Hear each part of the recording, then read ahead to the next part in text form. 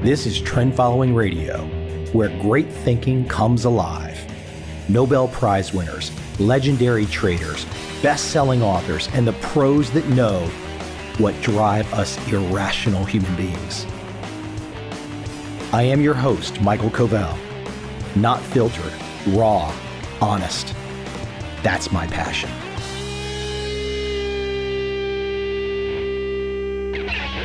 No great introduction here. A little interview I did recently. That means somebody interviewing me. And I thought, this is pretty cool. Let's throw it on my show. Enjoy.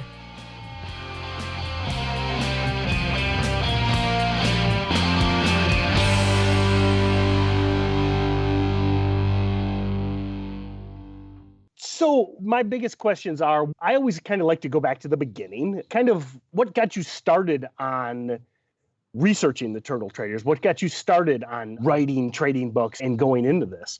In the early to mid 90s, I was a freshly minted MBA from Florida State University.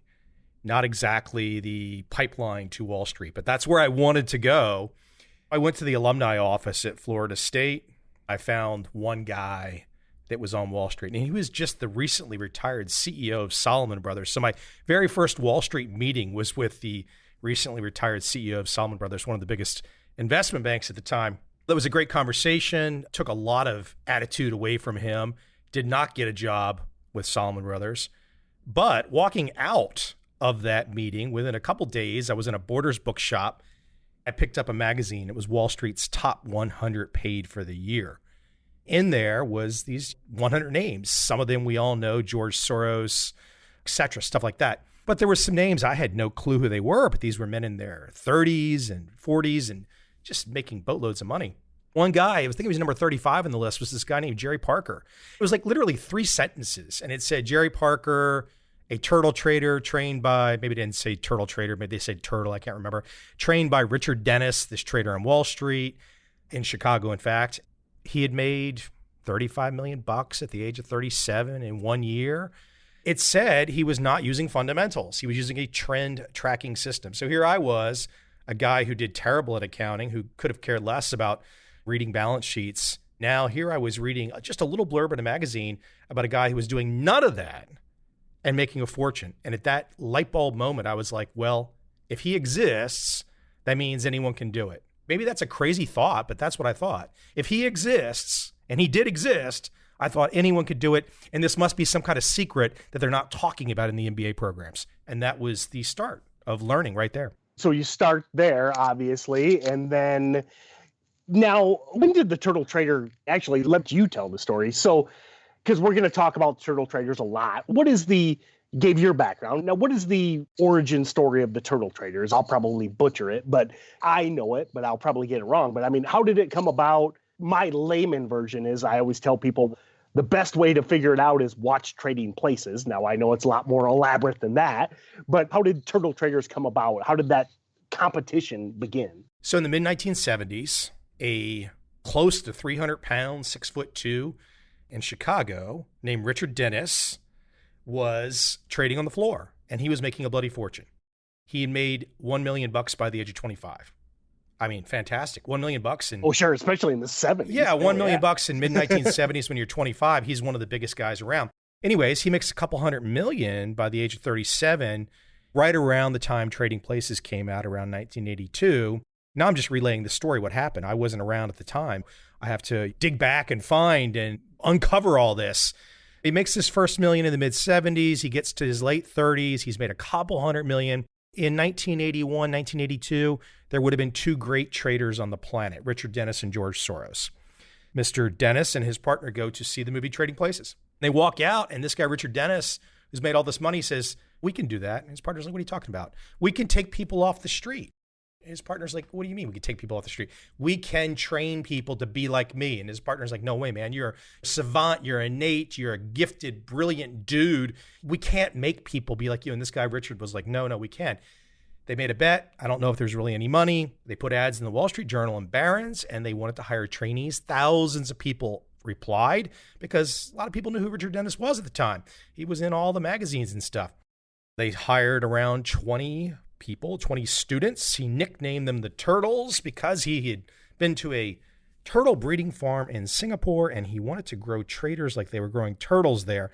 That's one version of the story that I've heard. I've heard he also liked the band, the Turtles, Happy Together song, all that fun stuff. So anyways, he hires these students. He says, okay, sit down in the office. They give them 2 weeks of training. 2 weeks, that's it. They give them rules. They say, here are your rules you're going to trade. They stake them with money. 4 years later, that group of approximately 20 people, they'd made $100 million profit. Then they left the program. They went out on their own. They all started hedge funds. They all made a ton of money. And then that was when I read the one little article about one of the turtles after he had left the cocoon of working for Richard Dennis. The first question I always, and I'm sure many listeners will come to, and I've seen the quote many times by Dennis, but it's like, obviously you're simplifying years of stuff here, but I mean, if it really is that easy, why doesn't just everyone take 2 weeks of training and make $100 million? I've had a guy in my podcast named Anders Ericsson. He is a psychology professor. He is the guy that developed all of the research behind deliberate practice. Malcolm Gladwell took his work and made it more famous. But if you listen to Anders Ericsson, if you understand what he's talking about, there's your answer. Most people are just full of shit. Most people are lazy. Most people don't want to do anything. That's why there's casinos in Vegas, because all those folks think they're actually investing when they're sitting at slot machines. There's your answer. You made a point when we talked. You said, I'm 5'8". I can't be Michael Jordan. Well, you could have been Spud Webb. Spud Webb got to the NBA too. Muggsy Bogues got to the NBA at 5'3". Now, those are the extreme outliers. You're right. Probably on average, what's the average guy in the NBA? 6'4", 6'6"? But when it comes to the matters of the mind, when it comes to discipline and deliberate practice, there's your answer. Now, look, of course, there's going to be volatility in returns of individuals applying anything. You might do the exact same effort as some guy over here. You might make $1 million over the course of a lifetime, and maybe he makes $1 billion. But you know what? You can't use that as a judge. That's freaking luck. I mean, if some young person comes to you and says, hey, my goal is to make $1 billion, $1 million, fine. But $1 billion? Come on, that's luck. There's only a couple thousand people on the planet out of 7.5 billion people. I mean, do the statistics.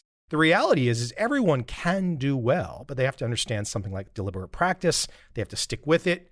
But, you know, hey, casinos are easier.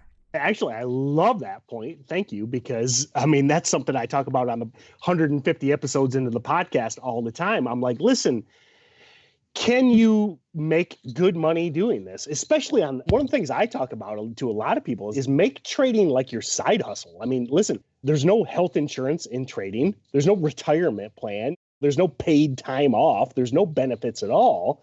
But I think that one of the best ways to make some good money, to whether pay off debt or save it or go on a vacation, is trading. And I think that one of the biggest reasons we all hear these 90% failure rate stats is because people, they're not happy with 10 grand a month or 100 grand a year. They want to make that billion, and it's just not realistic. That's what I love about what you just said is we call it the Steady Trade Podcast, because the idea is, listen, if you learn these rules, whether you're trend following or whether you're using some other sort of strategy, you can really supplement your income, and you can do it from a laptop, really anywhere, if you follow the rules.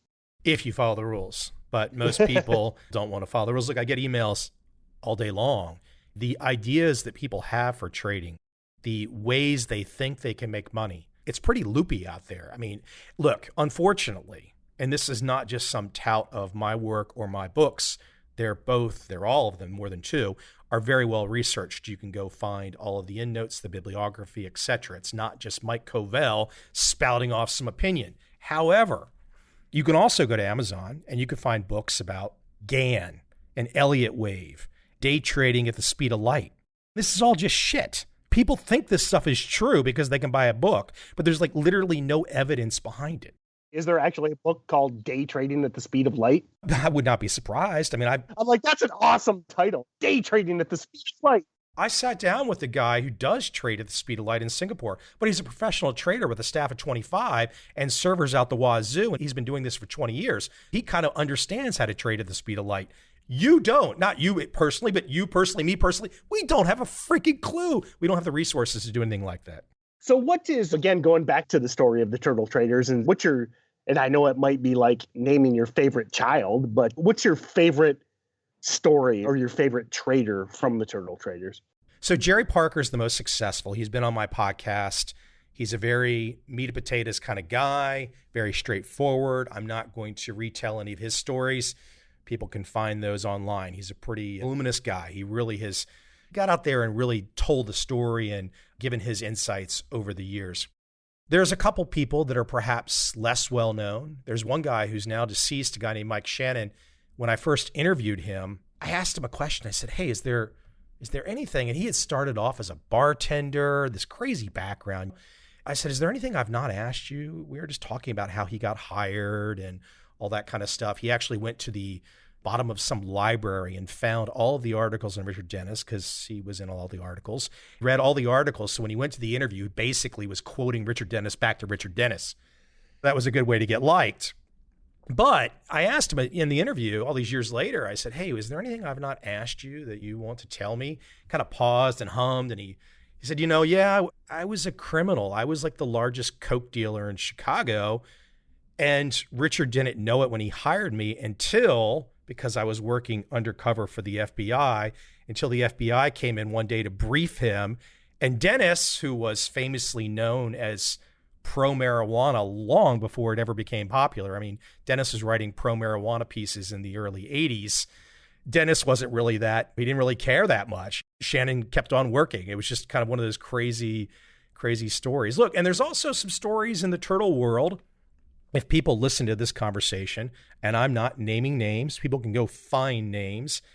There's some folks that really were just full of it. There were some people in the program that did exceptionally well, the majority. I've seen their track records. I posted their track records in my book. They were just the real deal. There were some that were not the real deal. There were some that were just kind of hangers on, did not really go down the right path. Later on in life, I mean, you can find their stories on the internet, and it kind of looks like life imploded. They just didn't really do the work. They kind of fell apart. Look, life is funny. You got to stay focused. You got to stay disciplined, because even the people that were sitting there in 1983, 84, when the turtle thing started, even some of those people utterly failed, and they had all of the advantages and they failed. It's like so many things, though. It's like the quote, there's no such thing as an overnight success. And it's like people want that shortcut. I mean, hey, I'm as big a fan of Tim Ferriss as there is, but it's like the hacks only get you so far. At some point, you just got to put in the work, and you got to have that passion, and you got to show up and do all the right things. You gave a great example. You put in, if you drop wing nuts into this system, you're going to get wing nuts out the other side. I mean, that's just the way it works. You make a great point about Tim Ferriss, who I'm fond of, because I think Tim did something very important. Tim basically helped to promote the idea of being an entrepreneur and to do it from anywhere, to use digital technology and to do it from anywhere. Now, some people will get caught up in the minutia.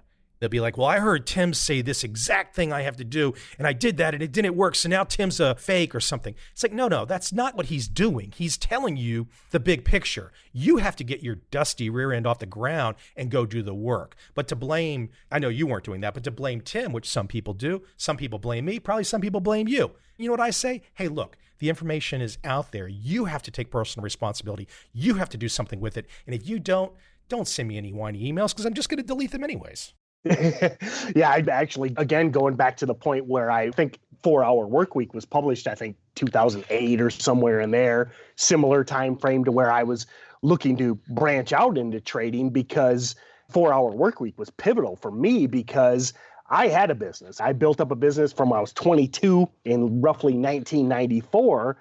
I made every mistake that Ferriss said not to do. All I did was made myself a super stressful, highly demanding job. I mean, it was like, yeah, I had a business, which is awesome, but I took phone calls at 2 a.m. I took phone calls at 4 a.m. I made every single entrepreneurial mistake that you could. All I did was, I mean, the business was successful, but I was on the hook 24/7. So if you figured it out, I was making about $10 an hour when I was the business owner. That's why I found Tim, found trading, and really started, and again, kind of looping back to what I already said, found trend following, found the turtle traders, and was like, wait a minute, if these Joe Blows from the newspaper can do it, maybe I can do it too. We should clarify that the Joe Blows were definitely competent people. Sure. Yeah, they weren't like from the homeless shelter or something. No, but one guy though, however, and he's deceased now too, but one guy was a security guard at the Chicago Board of Trade living over top of a saloon. Now, look, that doesn't mean he did not have a good IQ and wasn't a smart guy, but I think sometimes we all get caught up in some of that stuff. The reality is you got to dig a little deeper. Now, I have to admit, listen to your podcast a lot when you got started. I think you're like 400 or 500 episodes in. I used to listen to it more. Love it. I tell you, you're really, really good at it. The only thing I blame is the fact that I'm podcasting myself. And I always blame Joe Rogan because, as much as I love Joe, I wish he wouldn't put out 4 3-hour podcasts a week. So it's like, there's only so much time in the day. Exactly. And it's like, damn it, Joe's got so many interesting guests. It's like, I can't keep up. He's the only one I barely listen to besides doing my own thing too. I don't have time. Why don't you listen, lack of a better term, give me a commercial, promote your podcast. Again, I listened to it in the early days back before Joe got started. I think you started before him, actually. What do you do on the podcast? Who do you have on there, et cetera? My podcast started off as trading only. I still have traders on, but it's branched out. So I've had 6 Nobel Prize winners in economics. I've had every psychologist you can probably find under the sun talking about human behavior. One guy I had on, a guy named Robert Aumann, won the Nobel Prize in game theory. He has fantastic background. I had an investor on that some people might be familiar with. He's made himself over $1 billion, a guy named Howard Marks. I think my next guest on Thursday night Eastern is Tom Golisano, and Tom's made himself $3 billion starting the payroll processing company Paychex. I've had Tim Ferriss on, I've had Ryan Holiday on, Tucker Max, you name it, a ton of people. Look, at 800 plus episodes, I've talked to everybody. You know how to drop the right names, man. I'm a huge Ryan Holiday fan, huge Tucker Max fan. You drop the right names to make me happy, man. I don't do that to toot my horn. It's just like after you've done it. After you've done it for so long, I've talked to a lot of interesting people. I find there is a thread. There is a thread of thinking. I like people that can think. There's so many folks out there, if you watch public debate online, whether it's Twitter or Facebook or whatever, people deal in logical fallacies. People can't think. They can't add 2 + 2 together. Or if they add 2 + 2, they get 17. Personally, I think they should, my recommendation to like Zuckerberg would be like rename Facebook logical fallacy because it's the biggest social network of them all. And I don't know if there's ever been a reasonable argument take place on Facebook. I try to have reasonable arguments with people, but the moment I get the unreasonable, I don't know how many people I've blocked over the years. That's the easiest way to deal with it. Not because they might be a bad person or something, but life is short. If you're going to walk into a debate with somebody who likes to try to think, I do, you are going to bring something insane to the table. You have clearly not prepared. You're clearly not thinking. Then just, okay, go away. I don't, not being a mean guy or anything, but who cares? Go away. Come on, do the work. The work feels good. Make your mind tougher. Make your mind more flexible. Come on. Which, obviously, maybe you have, maybe you haven't. But, man, I've been working on them. But you got to get Jocko on your podcast, man. I've not asked him. The thing is when I look at some of the big shows, specifically like Tim's and Joe's, they bring a certain style of guest on and they have a certain carte blanche to bring whoever they want on with the listens they can get. But I also find that there's a whole different level of thinker out there that's probably never going to get on Joe or Tim's show who are absolutely brilliant. There's Nobel Prize winners that Tim and Joe are not going to have on, and I'm more than happy to speak with the Nobel Prize winners. Fair enough. I agree. I didn't really think of it that way. Jocko's everywhere anyway, but I'm still going to try and get him just because I'm too much of a fanboy. But just a couple more things I wanted to ask you. I know this is kind of a broad question, but especially with your research in the turtle traders, kind of turning that, and I know it's not the best term, but I just always think of it as that guy on the street or that gal on the street into a successful trader. Most of our listeners are new traders. They're coming to this podcast because They're looking to learn this stuff. We talk about the basics here. You're not talking about advanced anything here. It's more just kind of getting started. What's your best advice for Joe or Jane six-pack that are 1 month into trying to pursue trading for realistic income? We're not talking to people that want to buy a Lambo next week, okay? I don't want to talk to those people at all. What's the advice for somebody that wants to make some good money that can improve their life over time? I think the first thing is to think about when one will enter and when one will exit. So if we talk about buy and hold, which is the mantra, you're basically just buying, there's no exit. But if you're going to be a trader has to have an exit. You got to know that exit before you ever get in. If you're a trader, you're going to have your entry rule. I'm going to enter XYZ market. You're going to have to figure out what markets you're going to follow, what markets you're going to track. It should not be everything. It should be a narrow universe, well under 100 things you should be following in your life. You do not need to follow thousands and thousands of stocks. They're all correlated at 100% to begin with, so you're just overkill. Once you have that group of markets to follow, you need a way to say, I'm in. Okay, now you place a trade. Now what? Well, the now what should have been known before you got in. Meaning, if you're going to get in, you have to know before you get in when the hell you're getting out. If you don't know when you're getting out, when you get in, you're back at Vegas at the freaking one-armed bandit stuffing the slot machine. Perfect. Again, I know you have no time to listen to this podcast, but I promise you that is something that I talk about in 90% of these episodes is have a plan is what I call it. I mean, it's like, and have a rationale. And obviously you've gotten the emails, you've talked to the people. It blows me away how many people are like, I'm in this stock. What do I do? First of all, I'm like, okay, why'd you buy it? Well, it was going up. Okay. Well, that was it. Okay. What's your stop? Well, I'll stop out if it doesn't work. And I'm like, you're talking gibberish here. You bought it for one reason because it was going up. You're going to stop out if it doesn't work. Does that mean it drops 1%, 10%, 100%? I love that. Thank you, because it's something that I preach all the time. Let me add on top of that, though, the turtle mentality, which is this turtle trading that we've been talking about. This nickname is based on a form of trading called trend following, which is another title of one of my books. This mentality is very different than what most new people expect. It was different for me. Most new people expect, okay, I need to know what the crop reports say. I need to know what the analysts say about Microsoft. What's the PE ratio? What's the balance sheet? What's all of this data? Data that never ends. Never ends. Oh, especially now. I think about back when the turtles were trading. There was still the Fed back then. Sure, fair enough. The data never ends. So all of this data. So you got to say to yourself, okay, my first goal is to enter. My second goal is to exit and make some money. If you're using all this data, how the hell do you decide what's useful, what's not useful, what's valid, what's not valid? It's overwhelming. And you're competing against the likes of Warren Buffett and Goldman Sachs, who actually do know how to use this information in a way at a different level than you. The great thing about the turtle story was they said, take all that information, can it, put it to the side. Don't think about it. What the turtles were taught, when the market is moving up, you should be going with the market. When the market is going down, you should be going with the market.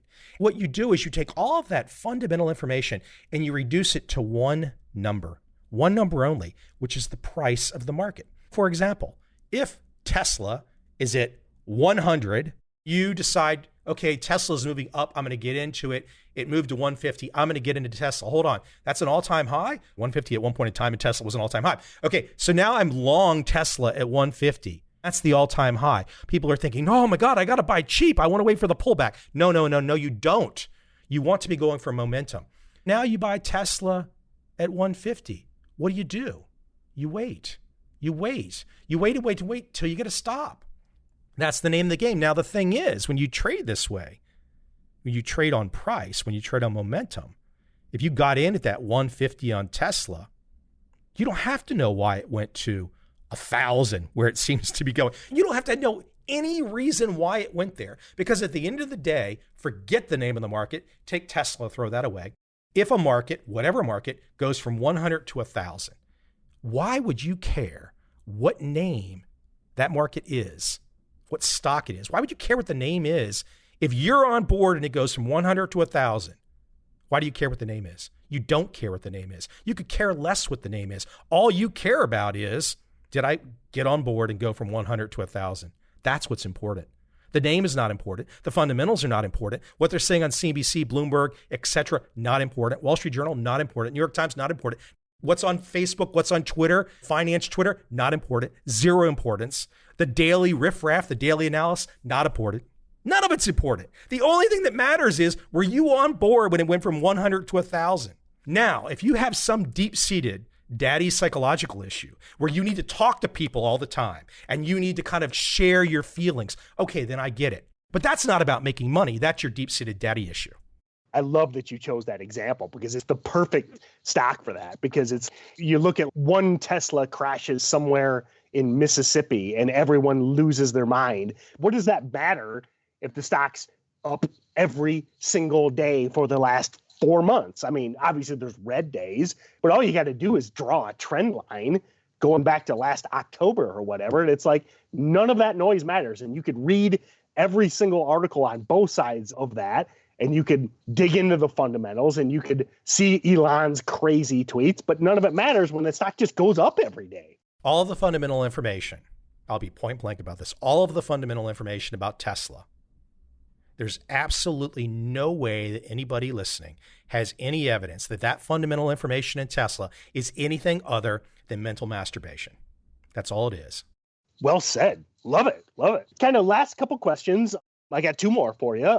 Do you have any, again, I try not to be too much of a fanboy, but do you have any upcoming books, any upcoming projects, anything you're working on? There's a trader that I've had on my podcast who I've had on a lot. His name is Tom Basso. He was featured in the book, The New Market Wizards. Two books that I would recommend that your readers definitely check out if they've not seen. Market Wizards, New Market Wizards. It was Jack Schwager came on about a month ago. He was awesome. Tom Basso is featured in The New Market Wizards. Tom he spent a lot of time on my podcast. We decided to go ahead, me and him, to do a book together using his podcast episodes as a foundation. So that's coming in 2020.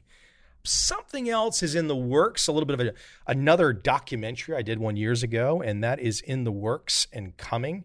Which I remember that was crap. Was it cheap? 10 years ago. 10 years ago about the financial crisis. It was awesome, by the way. This new one is going to be in the headspace of where we've been talking today. The documentary before was called Broke. There was a sheep on the cover that was shaved. That's why you were Fair enough. Okay, that's where it was coming from. All right. Which I loved. I remember watching that back then. I mean, so well done. Man, it's pretty wild to think back. That was that long ago. But yeah, definitely check out Broke. Is it everywhere? I'm assuming.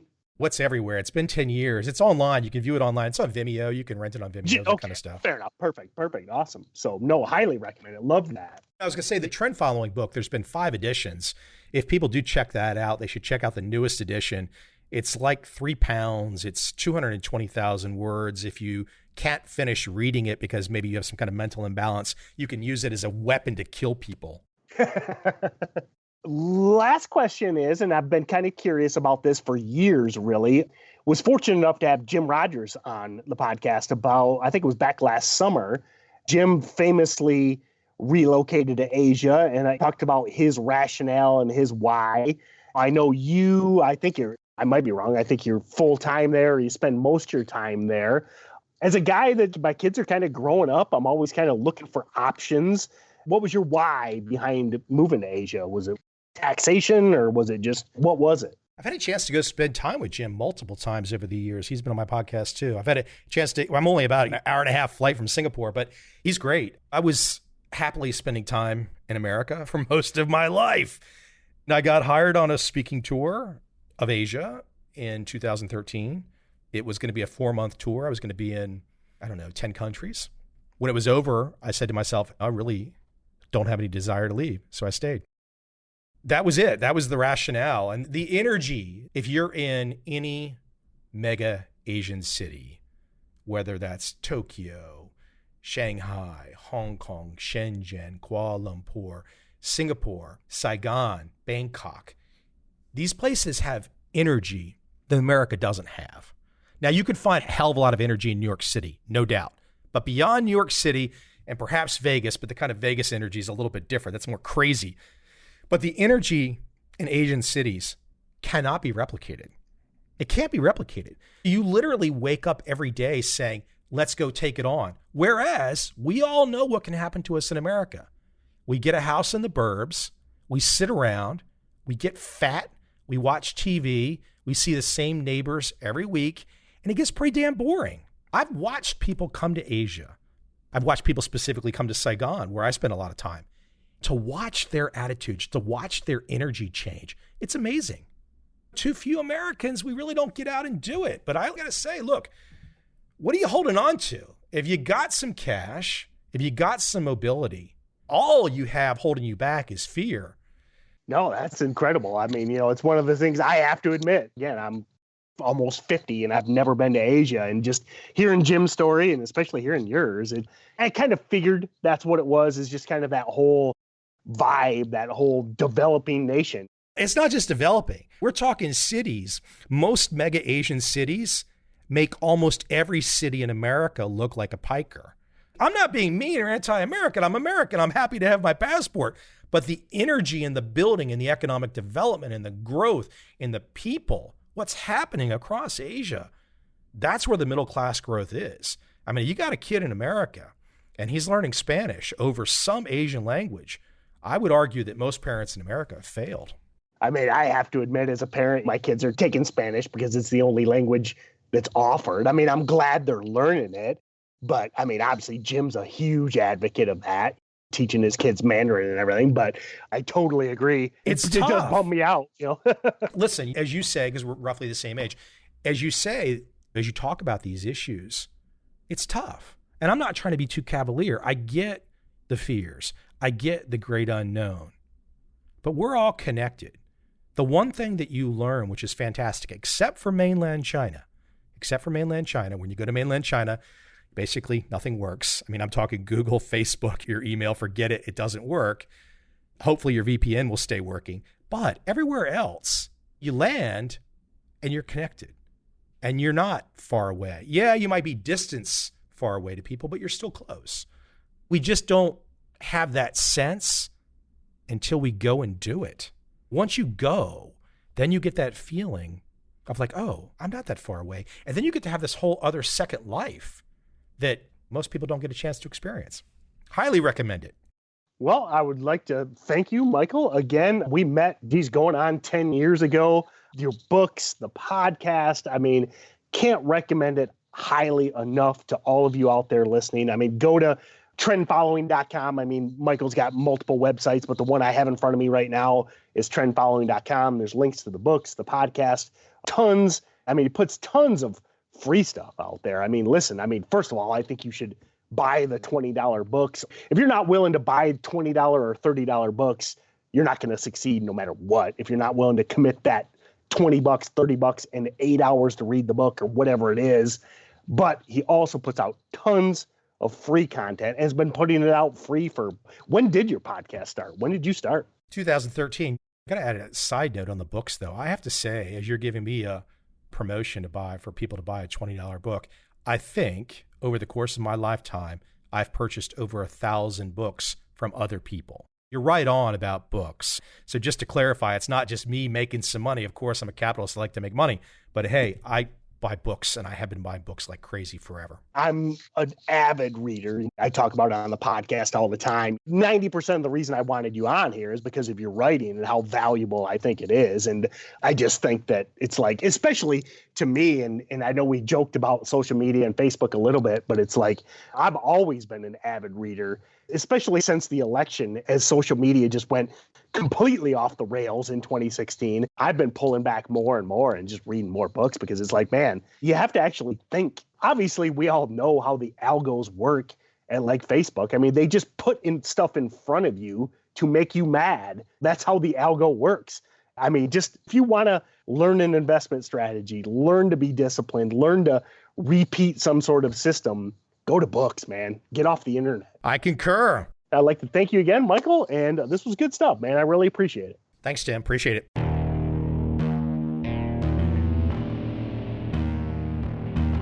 I see a time when those awake will understand how to make money in up, down, and surprise markets.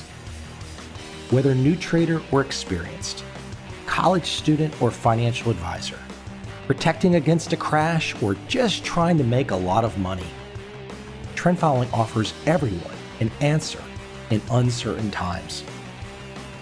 To get started immediately, send me an email, michael@covel.com.